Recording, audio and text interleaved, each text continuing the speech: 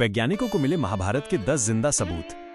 दोस्तों, आज का ये वीडियो आपको ले जाएगा समय के उस दौर में जहां इतिहास और पुराण आपस में घुल-मिल जाते हैं। हम सबने बचपन से सुना है, महाभारत एक धार्मिक ग्रंथ है, एक कहानी है, एक पौराणिक उपाख्यान है। कोई कहता है ये सिर्फ कल्पना है, तो कोई कहता है नहीं, ये भारत का सच्चा इतिहास है।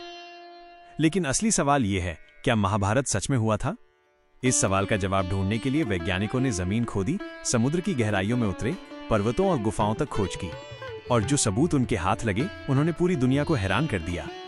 आज हम जानेंगे वो 10 जिंदा सबूत जो ये साबित करते हैं कि महाभारत केवल कल्पना नहीं बल्कि जीवित इतिहास है। पहला सबूत, समुद्र के नीचे द्वारका नगरी। गुजरात के तट पर समुद्र की गहराइयों में छुपा है एक अद्भुत रहस्य। सोने के द्वार, पत्थर के घाट, विशाल महल, सब आज भी वहां सोए पड़े हैं। इस नगरी का नाम है द्वारका, भगवान श्री कृष्ण की राजधानी। 1980 के बाद से समुद्र में खुदाई शुरू हुई। वैज्ञानिकों को मिले टूटे महल, नक्काशीदार दीवारें, सड़कें, यहां तक कि लंगर के निशान। कार्बन डेटिंग से साबित हुआ ये नगरी 9000 साल से भी पुरानी है। यानी महाभारत में जिस द्वारका का जिक्र है वो कोई कल्पना नहीं बल्कि असली नगरी थी जो आज समुद्र के नीचे छुपी हुई है। दूसरा सबूत, कुरुक्षेत्र का युद्ध क्षेत्र। हरियाणा का कुरुक्षेत्र आज भी रहस्य समेटे है। मिट्टी की खुदाई में मिले टूटे हथियार, धनुष बाण, रथ के पहिए, यहां तक कि इंसानी हड्डियां। सबसे हैरान करने वाली बात यह है, कुछ जगह आज भी घास नहीं उगती। मिट्टी में पाई गई है रेडिएशन की मात्रा, कुछ हिस्सों की मिट्टी पिघलकर कांच जैसी हो गई है। ऐसा हो सकता है केवल एक भयानक विस्फोट से। वैज्ञानिक कहते हैं ये दृश्य आधुनिक परमाणु बम विस्फोट जैसा ही है। तो क्या महाभारत का ब्रह्मास्त्र वास्तव में न्यूक्लियर हथियार था? सबूत यही इशारा करते हैं। तीसरा सबूत, इंद्रप्रस्थ का राजमहल। महाभारत में पांडवों ने बनाई थी अपनी राजधानी इंद्रप्रस्थ। आज की दिल्ली के पास यही शहर था। खुदाई में मिले राजमहल की टूटी दीवारें, स्तंभ और सभा भवन के अवशेष। कहा जाता है यहीं द्रौपदी को पासे के खेल में अपमानित किया गया था। इंद्रप्रस्थ के पुरातात्विक प्रमाण बताते हैं ये केवल कथा नहीं बल्कि एक भव्य और वास्तविक नगरी थी। चौथा सबूत, भगवद गीता और युद्ध का समयकाल। वैज्ञानिकों ने ग्रह नक्षत्रों की स्थिति का अध्ययन किया। परिणाम आया, महाभारत का युद्ध हुआ था ईसा पूर्व 3102 वर्ष में। आश्चर्य की बात यह है, ये समयकाल भगवद गीता में वर्णित नक्षत्रों की स्थिति से पूरी तरह मेल खाता है। यानी युद्ध की तारीख कोई कल्पना नहीं बल्कि सटीक खगोलीय सच है। पांचवां सबूत, भीम की गदा। महाभारत में भीम की शक्ति का वर्णन मिलता है। उनके हाथों में रहती थी विशाल गदा। आज भी मथुरा क्षेत्र में मिली हैं लोहे की भारी गदाएं जिन्हें आम इंसान उठा भी नहीं सकता। वैज्ञानिकों का सवाल, उस दौर में इतनी उन्नत लौह तकनीक कैसे संभव थी? ये साबित करता है महाभारत के युग में वास्तव में अत्याधुनिक हथियार बनाए जाते थे। छठा सबूत, हस्तिनापुर के खंडहर। पांडव और कौरवों की राजधानी थी हस्तिनापुर।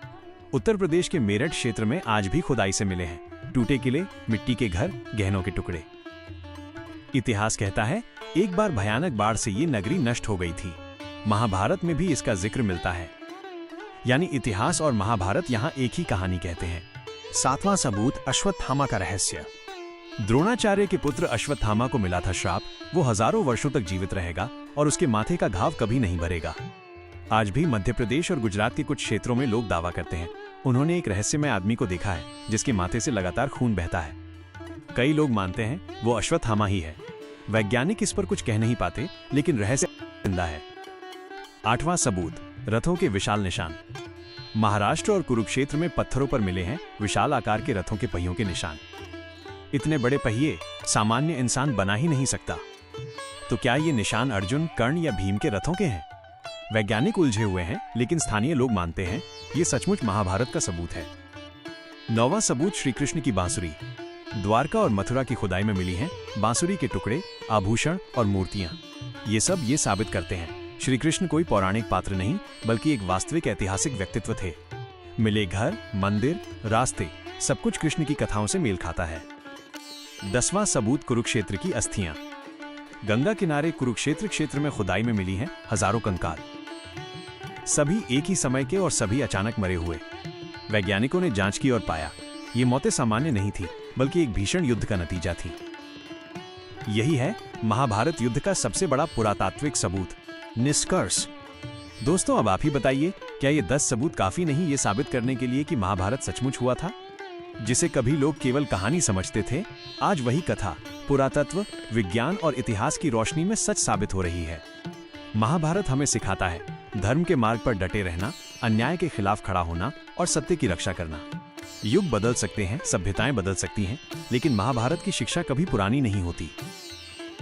महाभारत केवल कहानी नहीं, ये भारत का अमर इतिहास है। दोस्तों, यही थी आज की कथा। वैज्ञानिकों को मिले महाभारत के 10 जिंदा सबूत।